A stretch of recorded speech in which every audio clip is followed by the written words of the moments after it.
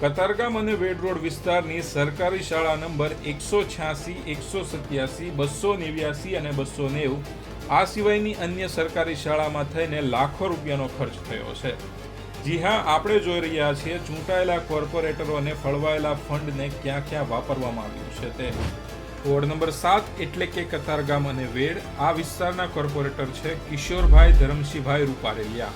એવો જ્યારે ચૂંટાઈ આવ્યા ત્યારે તેમણે કહ્યું હતું કે તેઓએ MD ડોક્ટર સુધીનો અભ્યાસ કર્યો છે, તેમના પર કોઈ ગુનાહિત કેસ નથી અને એમણે આશરે 1 કરોડથી વધુની સંપત્તિ જાહેર બતાવી હતી. હવે જાન્યુઆરી 2021 થી નવેમ્બર 2025 સુધીમાં કિશોરભાઈએ સુરત મ્યુનિસિપલ કોર્પોરેશનમાંથી આપણી માટે 22 કામ મંજૂર કરાવ્યા છે અને જેની રકમ 70 લાખથી વધુની છે.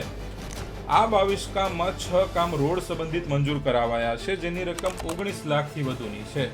પાણી સંબંધિત 1 કામ મંજૂર કરાવ્યું છે જેની રકમ 1 લાખથી વધુની છે. સ્ટ્રીટ લાઇટનું 1 કામ મંજૂર કરાવ્યું છે જેની રકમ 2 લાખથી વધુની છે. ડ્રેનેજ લાઇનનું 1 કામ મંજૂર કરાવ્યું છે જેની રકમ 50,000થી વધુની છે. આરોગ્ય સંબંધિત 1 પણ કામ મંજૂર કરાવાયું નથી. શાળા સંબંધિત 10 કામ મંજૂર કરાવાયા છે અને જેની રકમ 39 લાખથી વધુની છે.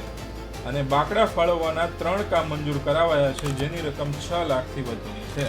હવે કિશોરભાઈએ પણ આ વિસ્તારમાં શાળા પાછળ સૌથી વધારે ખર્ચ કર્યો છે. તો કતારગામ અને વેડ રોડ વિસ્તારની શાળાઓ એકદમ પરફેક્ટ હોય તેવું આપણું અનુમાન છે. બાકી તૈયાર થઈ જાઓ, ચૂંટણી આવી રહી છે.